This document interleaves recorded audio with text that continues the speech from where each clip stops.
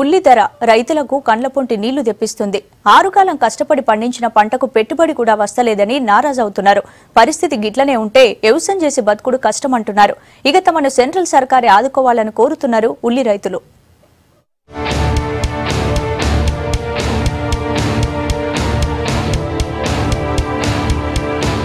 ఉల్లికి సరైన ధర లేక రైతులు మస్తు తక్లీఫ్ అవుతుర్రు. అప్పు చేసి పండించిన పంటను మార్కెట్లోకి తీసుకొచ్చిన రైతులు ఆడ ధరలు చూసి బిత్తరపోతుర్రు.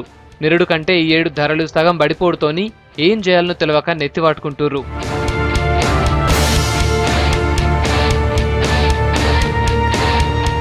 హైదరాబాద్ మలక్పేట్ మార్కెట్కు మహారాష్ట్ర, కర్ణాటక నుంచి దినం 45 నుంచి 50 లారీల ఉల్లి పంట వస్తుంది.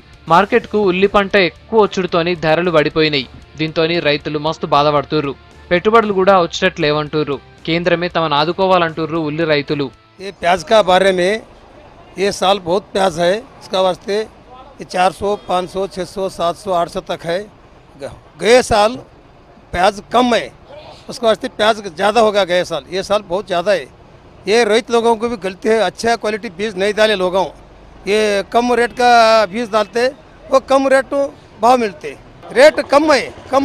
गवर्नमेंट क्या करना, एक्सपोर्ट करना, रईत लोगों को मदद करना, एक्सपोर्ट करे तो 100-200 ज़्यादा मिलते। प्याज का रेट ऐसा है कि हमको उसका खर्चा भी नहीं निकल रहा है। इधर प्याज को 5 रुपये 6 रुपये माल मिल रहा है। वो एक नंबर क्वालिटी का जो माल है वो 5 रुपये या 6 रुपये से भाव है उसका।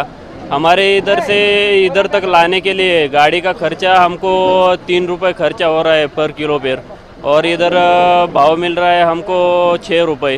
उसमें से 3 रुपये भाड़ा और इधर का हमाली और आड़त ये सब पकड़ के उसका खर्चा भी नहीं निकल रहा हमारे इधर से।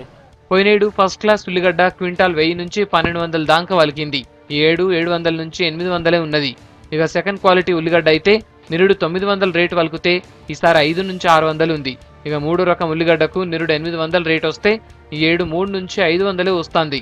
నిరుడు ఉల్లికి ఎక్కువ రేటు ఉండుతోని ఈసారి చాలా మంది రైతులు ఉల్లి పంటలు వేసిర్రు. దిగుబడి పెరుగుడుతోని ధరలు తగ్గినాయి అంటుర్రు వ్యాపారులు. పోయిన సంవత్సరం కన్నా ఈ సంవత్సరం చాలా అన్యాయంగా ఉంది పరిస్థితి. ప్రభుత్వం ఏదన్నా వాళ్ళకు రైతులకైనా చేయాలనుకుంటే ఏదన్నా ఎగుమతి లేకపోతే వాళ్ళు గిట్టుబాటు ధర ఖరీదు చేసన్నా వాళ్ళకి చేస్తే ఏదన్నా రైతును ఈ రైతులది ఎందుకు వస్తుందంటే పెట్టుబడి కూడా వెళ్తలేదు. అక్కడ నుంచి మహారాష్ట్ర నుంచి ఇక్కడ రావాలంటే 1600 రూపాయలు టన్ను, అంటే 160 రూపాయలు క్వింటల్కి పడుతుంది. మహారాష్ట్ర నుంచి వచ్చే రైతులకు ఎట్లా ఉందంటే అంత దూరం 450 కిలోమీటర్ల నుంచి ఇక్కడ వచ్చి అమ్ముకొని పోతే వాళ్ళకి సరైన గిట్టుబాటు ధర రావడం లేదు. అన్ని పంటలకు క్వింటాల్ చొప్పున నికరంగా ఒక ధర ఖాయం చేయాలంటారు రైతులు.